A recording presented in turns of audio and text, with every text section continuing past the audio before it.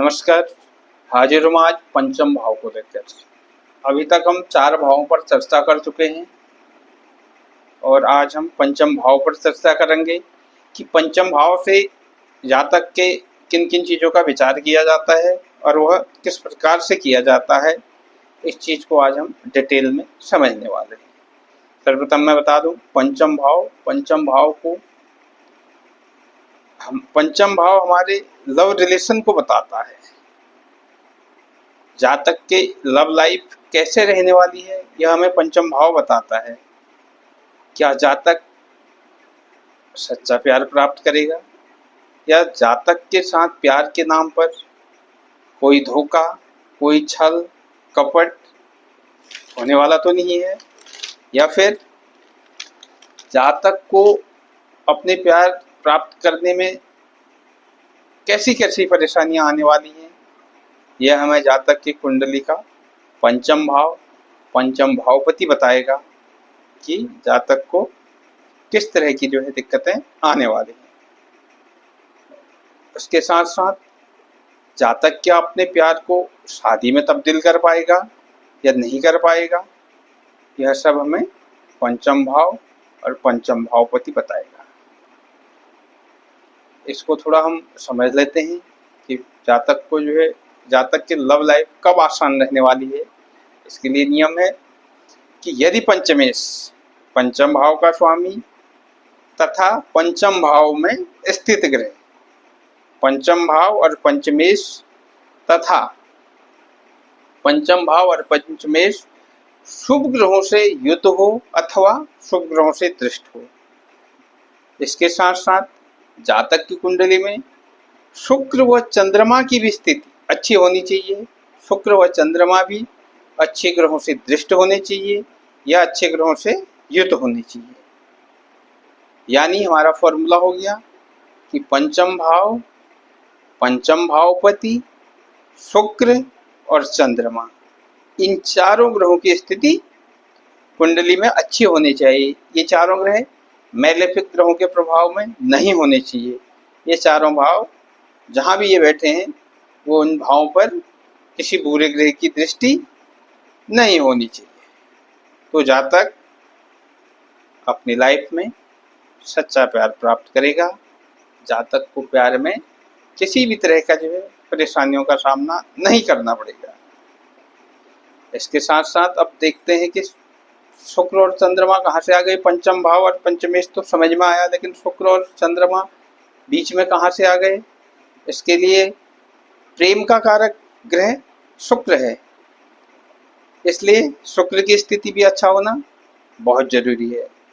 शुक्र प्रेम का ग्रह है और चंद्रमा हमारे मन और मस्तिष्क पर अपना प्रबल प्रभाव रखने वाला ग्रह है, क्योंकि चंद्रमा हमारी भावना को व्यक्त करता है। चंद्रमा की स्थिति हमें बताती है कि जातक के अंदर किस तरह के विचार अक्सर आते हैं।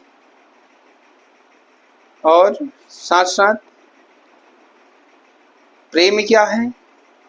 प्रेम है भावनाओं का मिलन, यानी जिससे हमारी भावनाएं मिल रही हों उसी से हमें प्रेम होता है। तो चंद्रमा भावनाओं का कारक ग्रह है, इसलिए इसमें चंद्रमा का भी अहम रोल हो जाता है। और उसके साथ साथ जातक का एकादश भाव यानी 11वां भाव का भी अच्छा होना बहुत जरूरी हो जाता है। क्यों? क्योंकि एकादश भाव हमारी इच्छा पूर्ति का भाव है। इच्छा पूर्ति का भाव है। यदि एकादश भाव अच्छे ग्रहों से युक्त होगा, दृष्ट होगा, तो जातक को जो है जातक की इच्छा प्यार को प्राप्त करने की है और वो इच्छा आसानी से पूर्ण हो जाएगी। लेकिन अगर उस इच्छा पर उस एकादश भाव में मैलेफिक ग्रहों का प्रभाव है, मैलेफिक ग्रहों से जो है युक्त है, तो जातक की इच्छा पूर्ति होने में विभिन्न तरह की जो है परेशानियां आ जाएंगी। इसलिए एकादश भाव का भी अहम रोल हो जाता है। और उसके साथ साथ यदि बात करें कि जातक अपने जो है प्रेम को शादी में तब्दील कर पाएगा या नहीं, इसके लिए सप्तम भाव का भी जो है शुभ होना, और सप्तम भाव और पंचम भाव का या इनके भावपतियों का, राशिपतियों का आपस में संबंध होना भी बहुत जरूरी हो जाता है। पंचमेश और सप्तमेश का किसी भी तरह से कनेक्शन हो जाए तो जातक अपने इस प्यार को बड़े आसानी से शादी में भी तब्दील कर देता है। जातक को ऐसी कोई परेशानी नहीं आती है। इसके साथ साथ पंचम भाव, पंचम घर जातक की बुद्धि का है। जातक की जो बुद्धि, बौद्धिक स्तर कैसा रहेगा, ये जो हमें पंचम भाव बताएगा। जातक की संतान, पंचम भाव से हम संतान का विचार करते हैं, जातक की संतान कैसे रहने वाली है, ये हमें पंचम भाव बताएगा। जातक की शिक्षा, जो जातक की शिक्षा है वो किस तरह की रहेगी, जातक की शिक्षा में किस तरह के व्यवधान आएंगे, या फिर जातक आसानी से शिक्षा ग्रहण कर लेगा, वो भी हमें पंचम भाव बताएगा। उसके साथ साथ पंचम भाव से जातक के पूर्व जन्म के प्राप्त कर्मों के फल का विचार भी किया जाता है कि जातक ने जो पहले जन्म से जो फल मिला है, फल जो इकट्ठा किया है, वो जातक का पंचम भाव बताता है। उसके साथ साथ शेयर मार्केट से जो है लाभ हानि का विचार, जातक को शेयर मार्केट से लाभ हानि क्या होने वाला है, इसका विचार भी पंचम भाव से किया जाता है। उसके साथ साथ जातक का जो है पूर्व जन्म के पुण्यों का घर है, जो पूर्व जन्म के जातक के पुण्य किए हुए हैं, वो पुण्य कैसे किए हुए हैं, कितने इकट्ठे हैं, ये भी हमें पंचम भाव बताता है। इसके साथ साथ हमारी बौद्धिक क्षमता किस तरीके की है, जो हमारे अंदर सद्बुद्धि है, सद्बुद्धि को देखने के लिए भी पंचम भाव भी देखा जाता है। हमारी बुद्धि सही दिशा में कार्य करेगी या हमारी बुद्धि भटक जाएगी, ये हमें पंचम भाव बताता है। तो पंचम भाव को मतलब एक तरीके से कहा जाए तो पंचम भाव वो हथियार है जो जातक को आजीवन आगे लेकर चलता है। क्यों? क्योंकि जातक का वो पंचम भाव बुद्धि से है, और जातक अपने पूरे लाइफ में जो भी स्ट्रगल करेगा वो पंचम भाव हमें बताएगा कि जातक स्ट्रगल में जो है कैसी बुद्धि यूज करेगा, स्ट्रगल से निकलने के लिए जातक के पास बुद्धि किस लेवल की है, वो हमें पंचम भाव बताता है। तो यानी पंचम भाव की स्थिति अच्छी है तो जातक को जो ये सारी चीज़ें हैं जिस पर हमने विचार किया अच्छी मिलने वाली हैं। लेकिन अगर इस भाव पर मैलेफिक ग्रहों का प्रभाव है और पाप ग्रहों का प्रभाव है, पाप ग्रहों की दृष्टि है, तो पंचम भाव से ये सारी चीज़ें जो मिलने वाली हैं, इनमें जो है तरह तरह की परेशानियां आएंगी। अब वो किस तरह की आएंगी वो ग्रहों की स्थिति पर डिपेंड करेगा। आओ इस चीज़ को हम थोड़ा बोर्ड पे समझने की कोशिश करते हैं। तो हम चीज़ों को थोड़ा कुंडली पे समझते हैं, किस प्रकार से जो है पंचम भाव से हम चीज़ों का विचार करते हैं। देखिए, सर्वप्रथम ये पंचम भाव है अपना पंचम भाव। पंचम भाव को लेकर क्या क्या नियम है? पहला नियम है कि यदि लग्नेश पंचम में हो, यानी एक कोई भी कुंडली ले लेते हैं, यहाँ पे मान लिया हमने मिथुन लग्न की ले ली, लग्नेश पंचम में हो। लग्नेश कौन हो गया मिथुन लग्न की कुंडली के लिए? बुध लग्नेश हो गया। लग्नेश पंचम भाव में हो और पंचमेश और पंचम भाव का स्वामी केंद्र स्थानों में हो अथवा त्रिकोण में हो, यानी पंचमेश लग्नेश पंचमेश पंचम भाव में हो और पंचमेश या तो कुंडली के केंद्र स्थान यानी पहला, चौथा, सातवां और 10वें भाव में, अथवा पहला, 5वां और 9वें भाव में हो, तो ऐसे जातक को पुत्र सुख यानी संतति का सुख प्राप्त होता है। ठीक है। और यदि वही पंचमेश, छठे, आठवें और 12वें, यदि यह पंचमेश छठा घर, आठवां घर और 12वें घर में गया हो, साथ साथ वो पंचमेश निर्बल हो, नीच का हो, अस्त हो, निर्बल हो, तो ऐसे जातक को संतति में जो है संतति होने में विभिन्न तरह की परेशानियों का सामना करना पड़ता है, यानी संतति आसानी से जो है नहीं मिलती। ऐसे जातक को संतति जो है बहुत मुश्किल से मिल पाती है। एक नियम हो गया।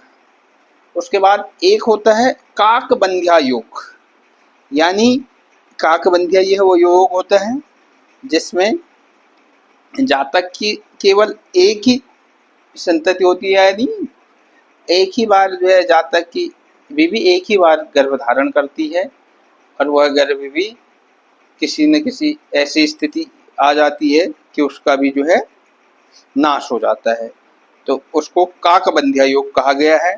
उसके लिए कौन से ग्रह जिम्मेदार हैं, क्या स्थिति होती है? यदि पंचमेश नीच स्थान में गया हो, यदि पंचम भाव का स्वामी नीच स्थान यानी हमारे जो है छठा, आठवां और 12वें स्थान में गया हो, और साथ साथ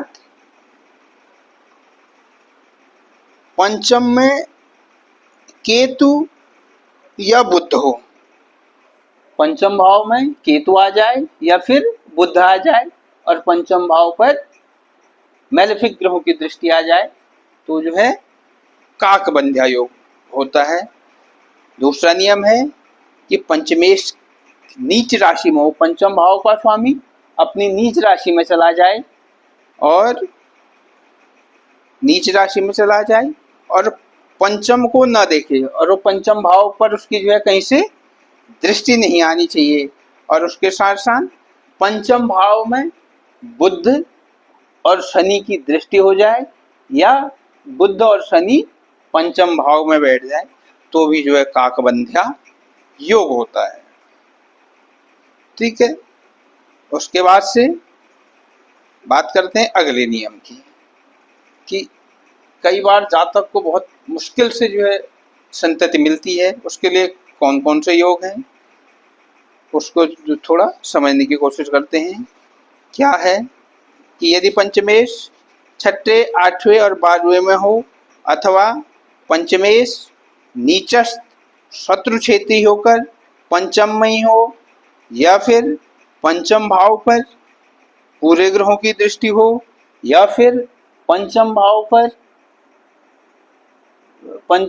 में बुध की राशि हो, शनि की राशि हो, या फिर पंचम भाव में बुध बैठा हो या फिर शनि बैठा हो या फिर इन ग्रहों की दृष्टि हो, तो जातक को जो है कष्टपूर्वक या कहें कि प्रयत्न पूर्वक यानी चिकित्सा मंत्र औषधि करने से जो है जातक को संतति प्राप्त होती है।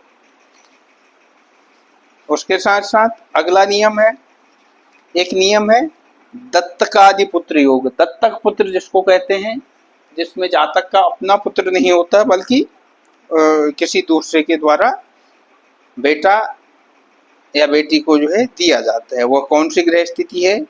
उसके लिए क्या नियम है कि यदि पंचम भाव में ये पंचम भाव है, यहाँ पर मिथुन, कन्या, मकर, कुंभ राशि में जो है शनि बैठा हो या फिर शनि की दृष्टि हो, तो ऐसा जातक को जो है दत्तक पुत्र या कृत्रिम स्वीकृत पुत्र प्राप्त होता है।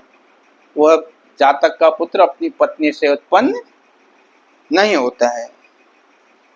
अगला नियम है कि यदि पंचम भाव में 6 ग्रह बैठ जाए, इसी पंचम भाव में 6 ग्रह आ जाएं, एक साथ आ जाएं, ठीक है, और पंचमेश व्यय भाव में स्थित हो जाए, इस पंचम भाव में 6 ग्रह बैठ जाएं और पंचमेश इस भाव का स्वामी व्यय भाव में यानी 12वें भाव में चला जाए, तो लग्नेश और चंद्र जो है बलि हों। इसके साथ साथ लग्नेश का और चंद्रमा का भी बलि होना जरूरी है, तो ऐसे जातक को जो है दत्तक पुत्र की प्राप्ति होती है।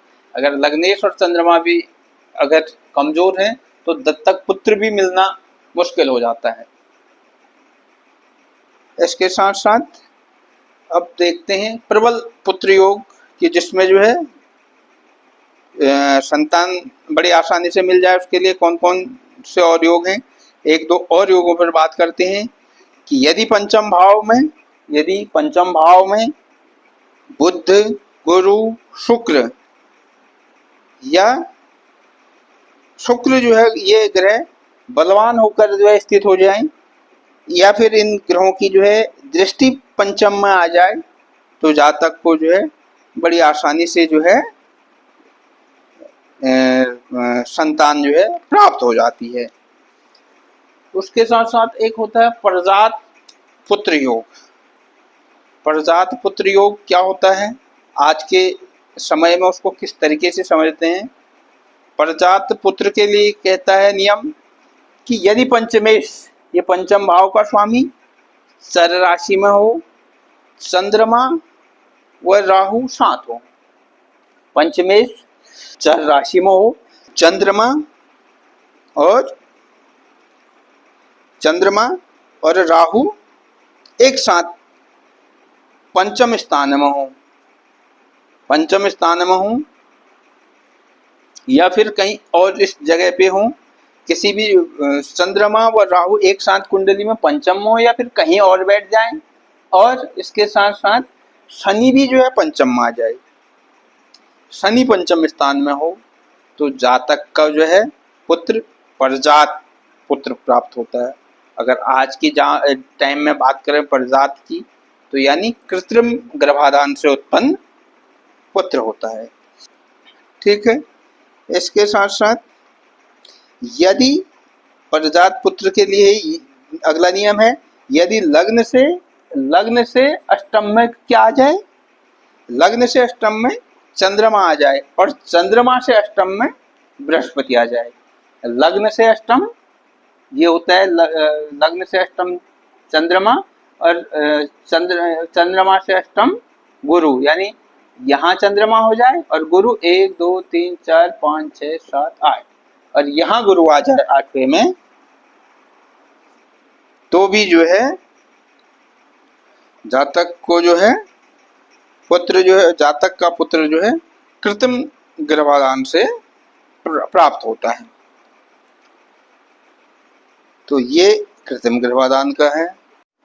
इसके साथ साथ अब इस पे विचार करते हैं कि जातक के संतति से जो है जातक के भाग्य में वृद्धि होगी या जातक के भाग्य में किसी तरह के जो है नुकसान के योग हैं। होता है ना कि मेरी संतान मेरे लिए कैसी है, उस पर क्या नियम है कि यदि पंचमेश अपने उच्च में हो, मूल त्रिकोण में हो या अपने राशि में हो, अर्थात राशि बदी हो, और लग्न से कहाँ हो पंचमेश, लग्न में हो या द्वितीय में हो या पंचम में हो या नवम में हो और गुरु से दृष्ट हो, तो ऐसे संतति के बाद जातक का जो है भाग्य चमक जाता है, जातक का भाग्य निखर जाता है, जातक को भाग्य से मिलने लग जाता है। जब क्या स्थिति है कि पंचमेश अपने उच्च में हो, मूल त्रिकोण में हो, अपने घर में हो, और यानी लग्न से जो है कहाँ हो, यानी लग्न में हो, द्वितीय भाव में हो, पंचम भाव में हो या फिर नवम भाव में हो और साथ साथ गुरु से दृष्ट हो, तो जातक का जो है भाग्य चमक जाता है जातक की संतति होने के बाद। और उसके साथ साथ उसके विपरीत यदि पंचम में कोई शुभ ग्रह ना हो, पंचम भाव में कोई भी शुभ ग्रह ना हो और इस पर जो है पाप ग्रहों की दृष्टि हो जाए, पंचम भाव में कोई शुभ ग्रह ना हो और पंचम भाव पर 2-3 पाप ग्रहों की दृष्टि हो जाए, तो ऐसा जातक का संतति जो है कैसी होती है, नीच कर्म करने वाली होती है और जातक को जो है तरह तरह की परेशानी देने वाली संतति उत्पन्न होती है। ये नियम था। इसके साथ साथ एक और नियम जान लेते हैं कि जातक को जो है कब कब जातक को जो है पुत्र वियोग भी होता है। उसके लिए नियम है कि यदि पंचम भाव में राहु और पंचम भाव पंचमेश के साथ जो है पाप ग्रह और गुरु भी जो है अपने नीच राशि में हो, यानी पंचम भाव में भी पाप ग्रह हो, पंचम भाव पति जहाँ बैठा हो वह भी पाप राशि पाप नीच राशि में हो, और उसके साथ साथ गुरु, यदि गुरु भी अपनी नीच राशि में है, क्योंकि संतति का कारक ग्रह गुरु को माना गया है, और गुरु भी जो है अपनी नीच राशि में हो तो जातक को जो है पुत्र का जो है शोक होता है, यानी जातक की जो संतति होती है वो किसी न किसी वजह से अपनी जो है आयु को पूर्ण नहीं कर पाती है, इसलिए जातक को जो है संतति का दुख उठाना पड़ता है। ये पंचम भाव को लेकर आज हमने बहुत सारी चीज़ें सीखी हैं, तो आज के लिए इतना ही। फिर हम पंचम भाव को लेकर और डीप में डिस्कस करेंगे, लेकिन अभी के लिए इतना ही। अभी हम थोड़े थोड़े लेवल पर जो है सारे भावों को जान रहे हैं, तो पंचम भाव को भी हम इतना ही जानेंगे। एक बार हम इसी प्रक्रिया में जो है 12 भावों को जान लेंगे, फिर अगले राउंड जब होगा प्रत्येक भाव को लेकर तो वो जो है और डीप लेवल पे चीज़ों को हम क्लियर करेंगे। तो आज के लिए इतना ही। नमस्कार।